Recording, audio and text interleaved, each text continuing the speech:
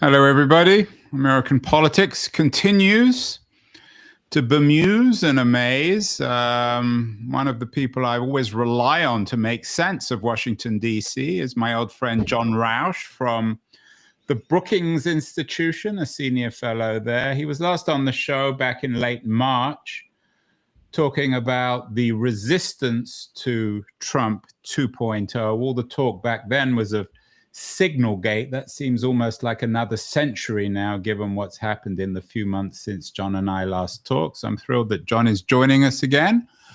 He's in his office in the Brookings Institution. John,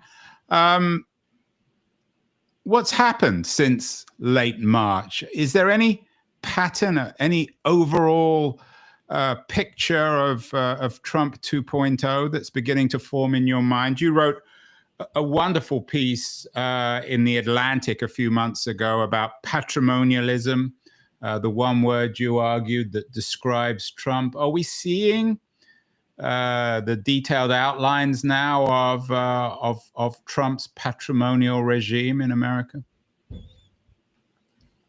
Yes. Trump is clearly continuing to try to put in place a government of which he is the sole owner at the expense of Congress and the courts. He has been significantly slowed down since March. I think it's the velocity rather than the direction which has changed. And that turns out to be very important. The people who wanted to oppose Trump, both Democrats and anti-MAGA people generally, like me. I'm not an activist, I'm just a writer. But they did not control the Congress or the courts, and obviously not the White House. So the most important two things that they needed to try to do were first to slow down Trump, because he was operating fast out of the gate on maximum momentum. That was the business model. Everything, everywhere, all at once. It just scatter the opposition, disorient, traumatize the opposition, and it worked. But it relied on speed and momentum. The second thing that needed to be done was reduce his popularity ratings, his approval ratings, and get those down so that would reduce his political momentum.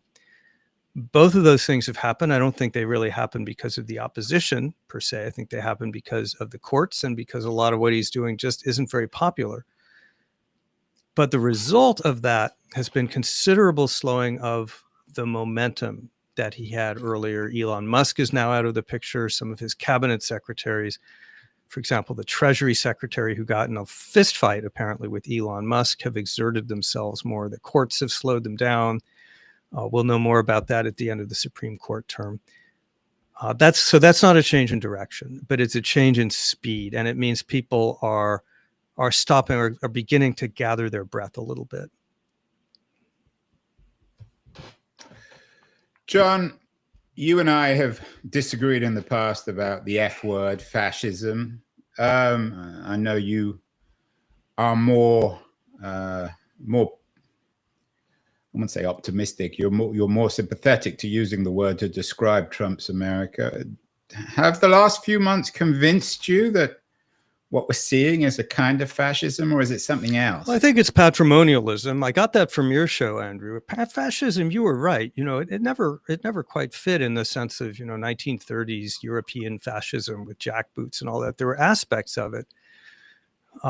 But your friends Hanstein and Kopstein and Hansen, I think, cracked the code, which is...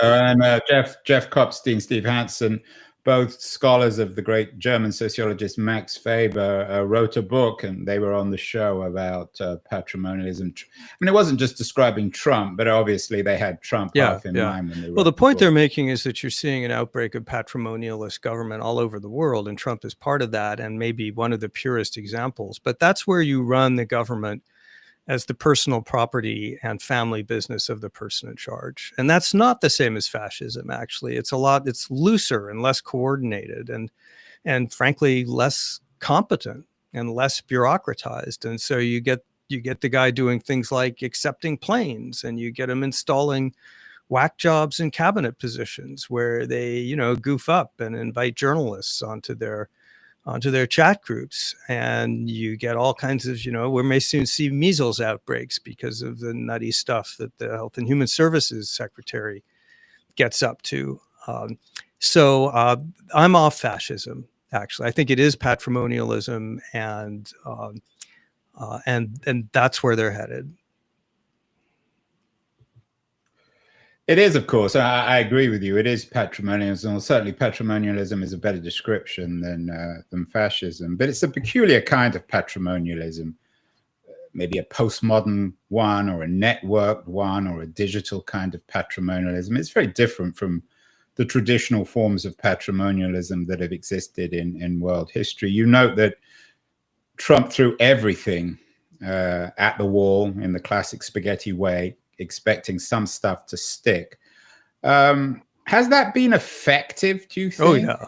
Oh, sure. Initially, it's been very effective. They came out of the box with so much so quickly. We knew that would happen. That was something that was telegraphed and discussed. It was called the Everything Everywhere All at Once strategy, after the Academy Award winning movie. But they were prepared. They launched so many initiatives at so many targets that it was just impossible to keep up. They went after DOGE, went after the agencies. They shut down USAID almost overnight. They went after the universities. They went after the law firms.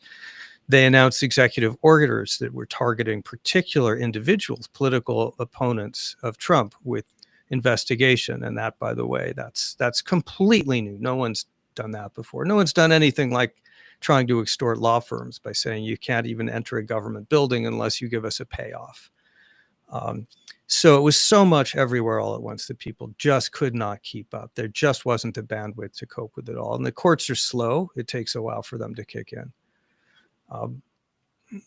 But is it what one might think of as a kind of symbolic patrimonialism, in the sense, or a symbolic everything all at once, in the sense that they seem to focus on maybe not one thing at a time, but one thing on a daily basis. So whether it's law firms or the universities or the immigration issues, or Musk or Newsom, and then they move on. So nothing is ever done. It's just all symbolic. It all seems really important when it happens.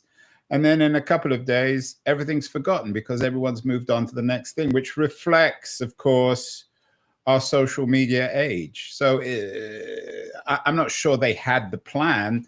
The plan was determined for them by the age and by the fact that Trump himself in particular is such a master of social media. Well, I don't know that we know that yet.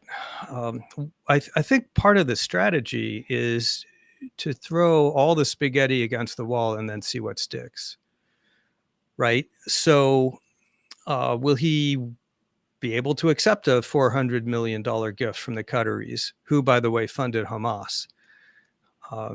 So can a president do that? Take a personal gift for $400 million?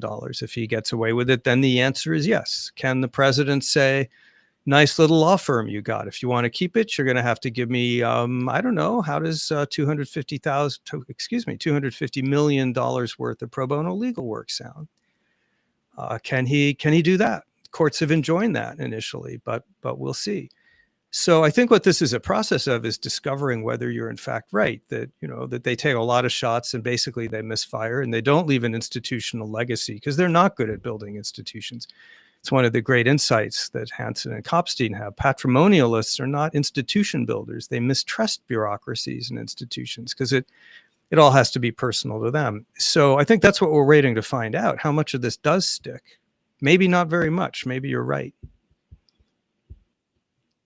In a sense, then, they're like venture capitalists. They make 100 or 10 bets, knowing that one of them might be successful. They write the others off. So, for example, the stuff about the plane gift from the Qataris, I don't think Trump probably cares one way or the other. So he'll sacrifice that one, or he'll sacrifice something else. Is it a kind of VC model of governing? Well, I confess I never thought of it that way, but now I'll never be able to get it out of my mind. Yeah. I think that's a very nicely said. And perhaps it's no coincidence again that Elon Musk himself was, at least initially, part of the strategy, and I'm sure Trump took a lot from Musk before discarding him. Back in March, John, we talked about the resistance. At that point, it was the law firms, media, and some religious groups. You wrote a wonderful book about how religion is essential to democracy, citing the church in Salt Lake City. What is it? The Latter-day Jesus Christ of Latter-day Saints. Yeah. What's happened with, quote unquote, the resistance since then? Have they been able to keep up with the speed of this VC administration? Keep up, no. Slow down, yes. They were a lot of what the quote unquote resistance did. I don't love that phrase, but a lot of what they did was file a lot of lawsuits, and it has to be said that they were prepared for that. It wasn't as if only one side of this was prepared. They saw a lot of these orders coming, and within days, if not hours, were ready to challenge them in court. We saw that with the immigration maneuvers with the law firms. Several of them went to court. They got injunctions right away. So the legal strategy has been effective in slowing them down. Now the thing we've all been worried about since the beginning is, would the Trump administration openly defy a court order, especially a Supreme Court order? And the answer to that is we still don't know. It hasn't reached that point yet. The administration actually is doing pretty well with the Supreme Court. But they have certainly played around with lower court rulings, pretending to follow them, but not really following, and then dragging their feet and then saying to the courts, what are you going to do about it? And there's a provision in the big, beautiful bill that would withdraw the court's ability to use contempt sanctions against them. So they're playing lots of footsie with those mechanisms, but they have not openly, nakedly defied the Supreme Court. And that has allowed for some significant slowing of the momentum. The big thing that's missing is, as you know, Andrew, is Congress. To me, that's... Yeah, and you noted that in our 5 takeaways from our last conversation. You talked about an institutional breakdown. You believe that the US has moved from a three-branch system to essentially a two-branch government, with Congress largely absent as a check on executive power. Nothing has changed since then. And that worries me in a way more than Trump does, per se, because it just goes to the heart of the Constitution. Nothing else in the system will function properly if Congress is absent without leave, and that's just been debilitating to the way things are supposed to work around here. John, would it be fair? I know you're working on a piece with Pete Waney. You often write with him on the current situation for the Democrats. Would it be fair to say that within Congress, it's not just a failure of the Republican Party, but also of the Democratic Party, or is it mostly of the Republican Party? Well, it's both. The Democrats have a weak hand, right? They simply do not have the numbers. I was just learning just before I came on this call. The Democrats can't even call a hearing in Congress. It used to be that as a courtesy, the majority party would let the minority party hold hearings if it wanted to. One of the leaders in Congress, I was learning from someone who knew him, one of the Democrat leaders, told his staff, if you want a room on Capitol Hill, do not say it's for a hearing. You've got to say it's for a meeting. So the Republicans have just stopped cold anything that the Democrats can do as a party institutionally on Capitol Hill to push back. The first chance the Democrats will really get, I think, to put an oar in the water is likely to be a continuing resolution to fund the government, probably in September. Might be in October. There might be a debt limit bill before then. But those are must-pass bills, which Trump has to sign and the Republicans have to pass in order to fund the government. And until then, there is just not much that they can do on the Hill. So the question then becomes, what, if anything, do the Republicans do to claw back some of the extraordinary powers that President Trump has claimed? You know, this business with tariffs, we act as though it's normal for the president to be able to get up one morning and say, I'm doubling or trebling the tariff on China. The Constitution gives the taxing authority and the tariff authority, which is part of that, to the Congress, not the president. Congress delegated some of that authority to the president, conditional on there being an emergency. The president has used that authority far beyond the intent of the Congress by declaring that we have a fentanyl emergency, and this allows him to set tariffs any way he wants to. Congress has done squat about that. So this is why I think it is largely, but not, you're right, entirely a partisan dysfunction. It's been building a long time. It's not just about Trump. I'm sure you've had multiple people on your show for the last 10 years saying, what happened to Congress? But now it's critical. Did Schumer make a rookie error, allowing the government to continue to function? Shouldn't he have just shut it down? A lot of criticism. I don't remember. Was it in April or May where he? Not sure. March. Again, time has become in itself surreal. Yes, it has. Everything all at once means that time itself breaks down. But did he make a fundamental error? He seems to epitomize all the dysfunctionality and hypocrisy of traditional Washington, D.C. Well, I'd be interested in your view on that. Mine is, I think I'm in the minority, and it's probably counterintuitive, but I think he made the right decision, and it was a gutsy thing to do because he had to fall on his sword in order to do it. But I think he understood correctly that shutting down the government in March was a battle that the Democrats would lose. First, they would get blamed for it. Trump wouldn't. And second, it would give Trump the opportunity to redouble his rampage, do even more shutdown than he was doing already, make everything worse. And I think he correctly assessed that you've got to hold off until you're on ground that you can defend. And that ground, I mentioned the continuing resolution, that's funding the government. That comes back up. The one that they agreed to in March was temporary. They've got to pass a budget to keep the government open. And supposedly by October 1st, when fiscal 2026 begins. And that will be the real test of the Democrats, because they can't pull a Schumer again. They can't just put it off again and wave it through. They will have to, at that point, have a strategy. They will have to have a shopping list of things that they will demand in return for votes to keep the government open, because Republicans can't override a filibuster. At least they're not supposed to. And so the real test of leadership, I think, comes in a couple months when the Democrats have to decide on a strategy and have to show their hand.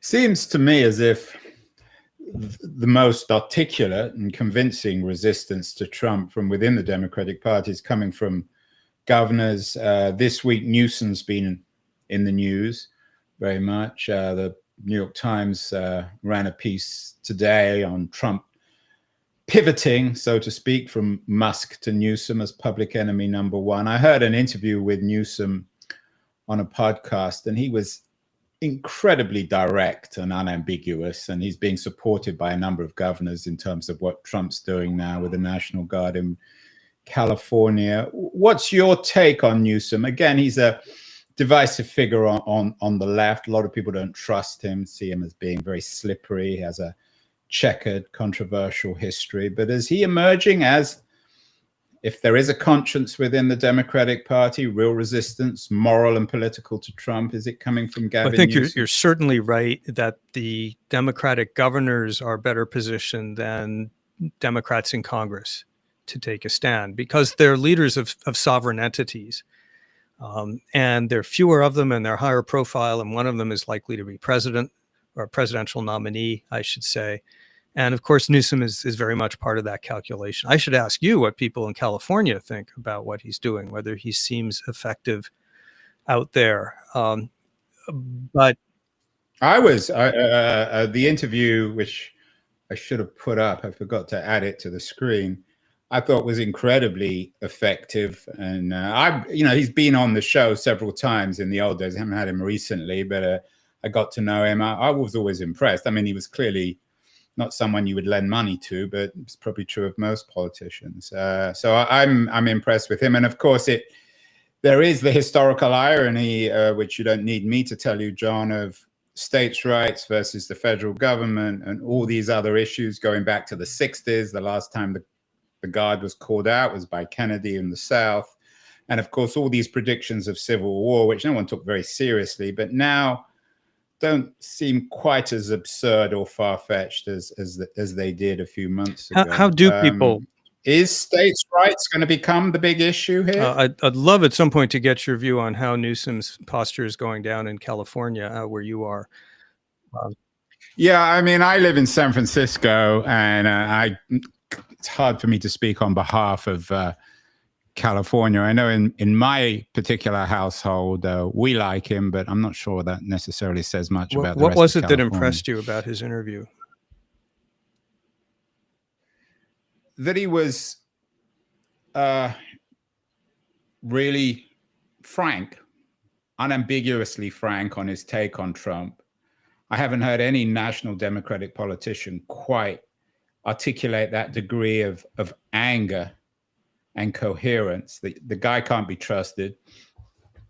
And that he looked as if he was an alternative vision to Trump. Whereas I don't think many of the other national Democratic politicians are. But I can't see him ever being elected by the Democratic Party to run against whoever is on the ticket. Well, that's what, you know, that's what's interesting to watch right now. We'll come to states' rights in a minute.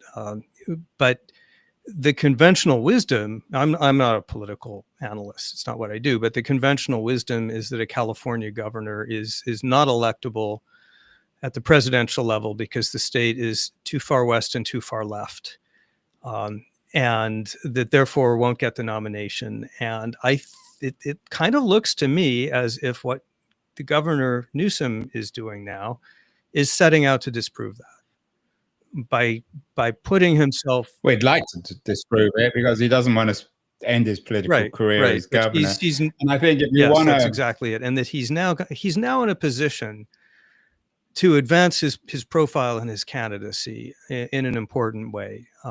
And that could wind up being significant 2 and 4 years out. You know, people could remember this is the guy who stood up.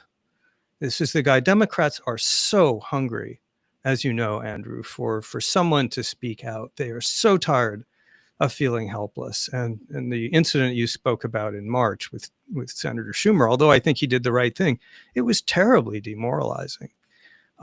States' rights. It's kind of ironic. It was certainly abused by the segregationists. They, did terrible things in the name of states' rights. But it is the case that the way our Constitution is structured is states are sovereign entities. They have powers that are independent of the federal government. And that means that there are things that governors can do that no one else can do in this system, including the president. And that means that becomes especially important at a time like this. And this Supreme Court, I think, don't hold me to it because, who knows with the Supreme Court. But I think this Supreme Court is likely to be fairly supportive of states' rights because they're originalists. And this was something that the founders were very concerned about. Yeah, and if I have any degree of faith in the system, it's in the Supreme Court. Coming back to Newsom, you asked me what impressed me. I'll bring up another F word. He appeared fearless. Often when people talk about Trump, there is a degree of fear. There's this sense, well, I should be respectful because he can destroy me. His patrimonialism theoretically can undermine me, my family, maybe my livelihood, maybe even my life. With Musk, with Newsom, there was none of that. He was entirely fearless, entirely unambiguous. He said that Trump cannot be trusted, never has been, never will be trusted, that he was a bad man, and that he was going to stand up to him. So that's what impressed me. What about Musk? Could Musk transform himself from being public enemy number one, at least amongst progressives, to being a model of resistance? What happens if Musk looks at the Newsom interview and says, I'm going to bankroll this guy. He seems to know what he's saying. Wouldn't that be fun? Yeah, just to to tie a bow around what you just said about Newsom, the rap on him in kind of insidery circles, and I've asked another governor about him. The rap on him is he's a talented politician and he looks good on TV, but that he's been kind of an empty suit. That no one really knows where he stands. That not even he really knows where he stands. And it sounds as if that is starting to change, that maybe he is finding his voice. And if he does, I think he will be a formidable figure. Musk, I don't know. You probably know Elon Musk. Have you interviewed him? I've never had him on my show. I know a lot of the people around him, of course, as everybody does. It's hard to know what to make of it. It's hard not to sort of sink into the minute by minute nonsense of the Trump-Musk relationship. Does this have any long-term significance? The breakup between the two of them? The supposed breakup, although you never know with these people. That's right. Tomorrow or the next day, one can claim to apologize and they'll be back. So my prediction last week, now of course thoroughly out of date, but my prediction last week was that sometime this week Musk would just cave. That he sees himself as a peer of Donald Trump in some sense, but he's not. He's not politically a peer. He certainly doesn't have the instrumental clout that Trump does. And, Trump, as corrupt as he is, one of the things that he did is come right out and say, in effect, look, if Elon doesn't watch what he says, some of those nice, fat, juicy contracts might get reexamined. And Musk is a businessman at the bottom line. So my prediction was that when push came to shove, and it was rapidly coming to that Musk would cave in and make peace and be friends with Donald Trump and go away quietly and not make any more trouble. So we'll see. That's what I said last week. The question with Elon Musk is he's so apparently egomaniacal and capricious. And sometimes I guess he's high as a kite. I don't know what ketamine does to a person, but it appears to be not entirely good for their cognitive steadiness. So it's just so hard to predict. It's definitely hard to predict. I think the one thing about somebody like Musk is he doesn't care about the money. And he's so wealthy, and I don't think the money means much to him. It's something else. But as you suggest, it's very hard to predict. You wrote a nice piece for Quillette back in February about universities being worth saving. This was before Harvard, mostly before Columbia. What do you make of what's happened on the university front? Is this just lots of spaghetti being thrown on the wall, or is there a broader threat here? It's not spaghetti on the wall. This seems to be an attempt to either dominate or crush the independence of what people in the Trump administration, more than Trump himself, believe to be the cultural commanding heights of the left. They not inaccurately believe that Harvard and other elite top universities are the center of the woke universe. It's where the ideas are coming from. It's where the personnel has come from.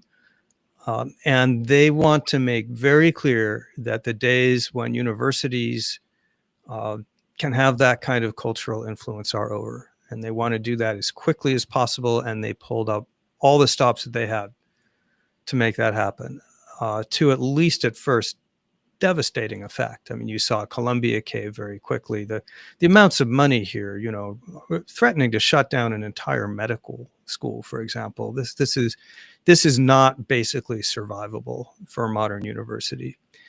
Now that too has been slowed down. It's what we talked about earlier. They've lost some momentum there. They have not recently gone after any additional universities. So we're all waiting to see, but it's very serious. What they're doing here, I think, is fundamentally erasing the public-private distinction. There's a whole bunch there's law, there's statute about, if you think a university is illegally discriminating, yes, you can punish them for that, but there's a whole process you have to go through first. You have to give them a letter saying exactly what they did wrong, and then you have to give them a chance to reply, and then you have to have an investigation. And then if there's a punishment, it can't be to shut down the entire medical school. It's to remedy the particular program that was found guilty of discrimination. They're doing none of that. They're just saying the money belongs to us. It's a privilege, not a right. You do what we tell you, or you're out of business.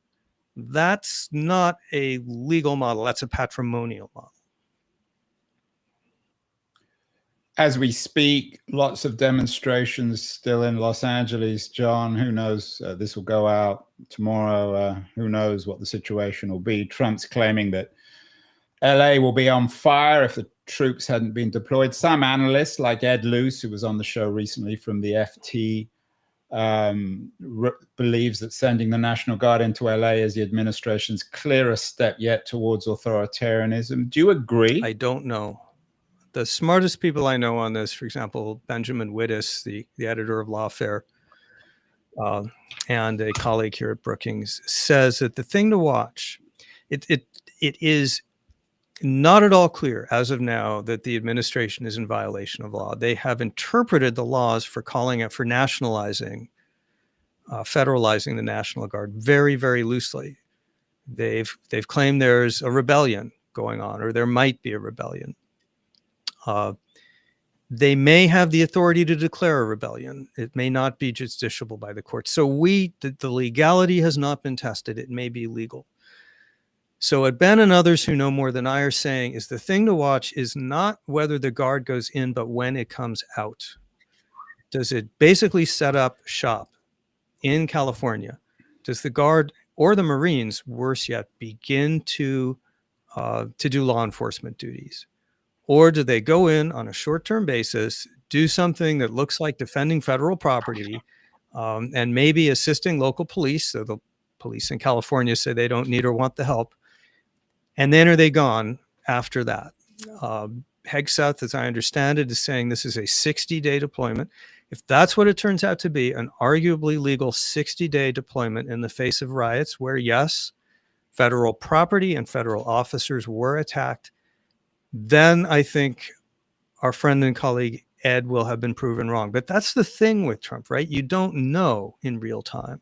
You got to wait and see what happens to find out. And by then it might be too late. Yeah, everything, as you say, everything all at once, everything is happening simultaneously. One thing replaces the other. It seems to me, John, that this is a masterful strategy, much more organized and coherent than Trump won. Trump clearly is not behind it. He's a disorganized character at best. Is there someone, in your view, within the administration who is pulling the levers here, some sort of master tactician? It's not Stephen Miller. Is it J.D. Vance? Is it Susie, whatever her name is? Susie Wiles. What's her name? Yeah, I don't know. I'm not that kind of reporter. Someone who is somehow the general behind this broader strategy? Because it makes sense in an overall context. It could almost be described by Tolstoy in War and Peace. The two names that come up most often, again, I claim no insider knowledge of this, so your guess is as good as mine. But the two names that come up most often are Stephen Miller and Russell Vought, who's the director of the Office of Management and Budget. People I know who have worked with Stephen Miller say that he is a very savvy bureaucrat. He is very crafty. He has very strong views, especially on immigration, but also on this. And he went through it the first time. He's one of the few people who's been around both Trump 1 He and knows Trump the ropes. He is quite ruthless on the issues he cares about. He comes back. He's implacable. He's the Terminator, comes back again and again. And the National Guard kind of thing is the kind of thing that I can easily see him pushing hard and masterminding, saying now is our chance to make this point. If you mess with Donald Trump, if you tangle with us, you're in trouble. On the domestic side, and maybe also on the security issues, I don't know. Russell Vought is, everyone who's worked with him say he's a brilliant guy. He is by reputation a pretty hardcore Christian nationalist. He is on record as saying that he's what he calls a radical constitutionalist, which really means that he's for a presidential system of government in which basically the president runs stuff and the other two branches are subsidiary. He seems to be the central organizing force, paving the way for Doge and what it's been able to do, clearing the ground for that. And he's a long-term player. He's going to be around. He knows how to work this system. Super, super smart. So those are the two names I hear the most often. Yeah, and we did a show on Project 2025 where Vogt was seen as the central figure. Your friend Francis Fukuyama wrote an interesting piece in the New York Times yesterday, a revisionist nightmare, imagining a world in which history has been rewritten, a reworking of the traditional 20th century narrative. I'm sure you Missed read it, it. Do you think alas. there's something in? Alas, I Sorry? missed it. Well, he basically argues that the standard isolationist Republican argument that the Americans should have kept out of the Second World War, and that the MAGA narrative now becomes the dominant narrative in the 21st century. So I threw that one on you unfairly, John. Do you think Fukuyama, though, has a point? Is history about or being rewritten in an Orwellian sense in this MAGA age? Could we get to the middle of the 21st century and imagine that that most of our conventional understanding of 20th century history was just been eliminated, deleted, essentially? Well, I'm in no position to read the future, but reappraised, yeah, I think there's a substantial chance of that. I think, I think about that myself and wonder. I'm one of the people who, back in the 90s, I'm only slightly younger than Frank Fukuyama, and I thought then that he was right, that and he never predicted that there'd be no more war and no more conflict and that everything would be settled. But he did say that we had settled the issue of what's the one viable, workable system of government, and it looked a lot like liberal internationalism. And it does look like all of that's been cast into question, and that at a minimum, people are going to question whether it was ever really as sustainable as we thought it was, whether maybe it was a temporary function of the fact that America came out of World War II in such a dominant position, and that it underestimated how tired the American public would become of supporting internationalism and its institutions, and how angry they would become about the shortcomings of liberalism. So yeah, it's very. I think if how you describe his article is accurate, I think it's very plausible. What do you think?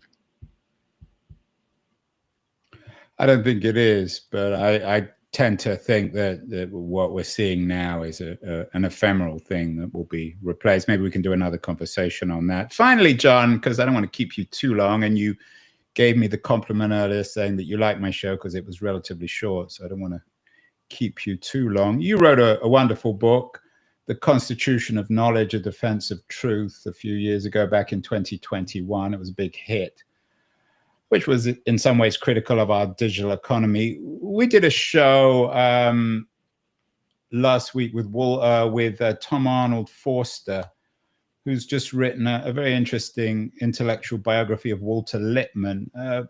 Lippmann argued, according to Forster, that the nature of democracy was one in which most people couldn't digest or comprehend all the information. Lippmann, of course, was making his warnings back in the 20s and 30s. In the 2020s and 30s now, is Lippmann's warning even more relevant? Is that simply, and this is particularly in the context of Trump's ability to throw so much information and data into the public arena that it's almost impossible to digest it. So today, Ed Luce is warning about the clearest step yet towards authoritarianism, what's happening in LA. Next week, no doubt, something will have replaced that. How is democracy supposed to incorporate this? We're not going to go back to Sleepy Joe Biden in 2028. Maybe the MAGA people will be thrown out of office. But even if Gavin Newsom is elected, he will have learned something from this Trump model. What becomes of digesting information, particularly in an AI age where we have machines that are so much quicker and smarter than we are?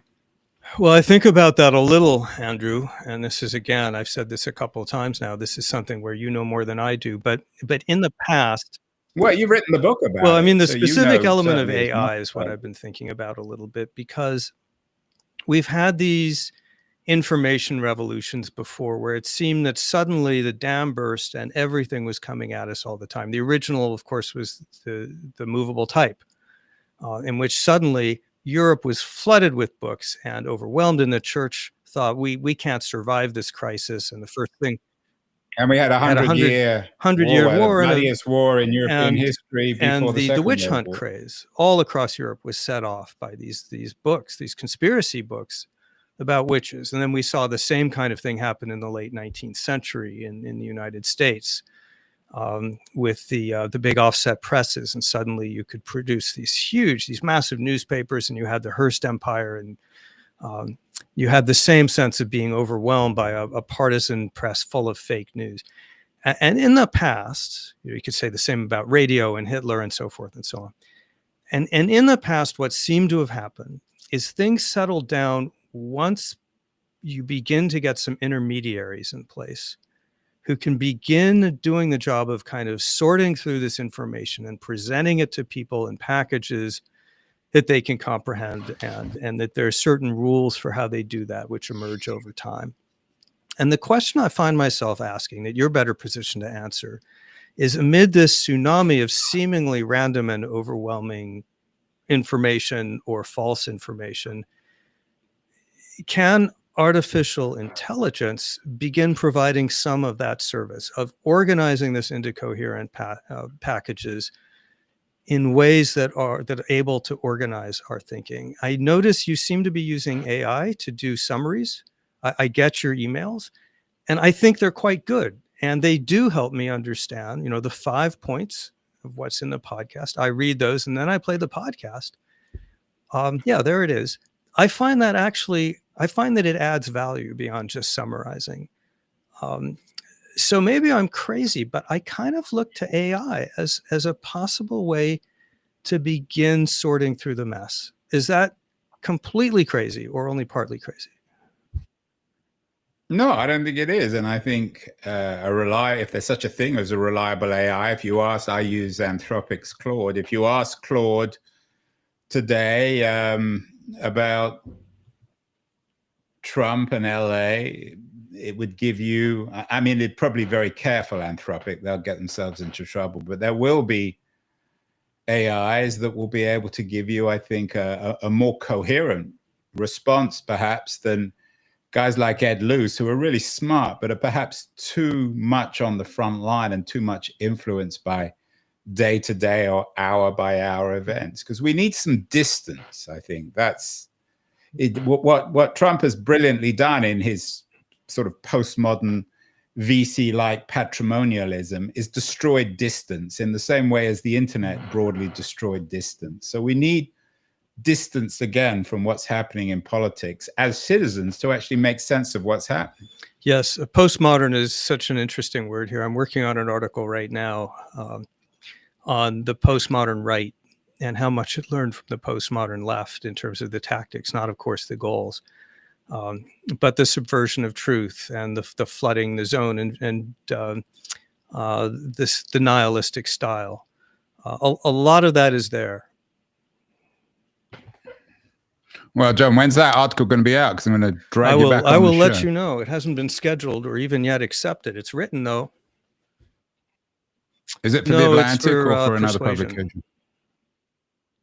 Oh, yes, Yamal. Okay, John. Well, good to talk. I hope I've calmed you down a little bit. Not that you were too frantic. You've just come back from Greece. You're looking very well. So I think we need you, John, to keep a little bit of distance, remain coherent and calm in the midst of this postmodern patrimonialism. Thank you again. Always a joy and an honor to have you on the show. Keep well, and we'll talk again in the not too distant future.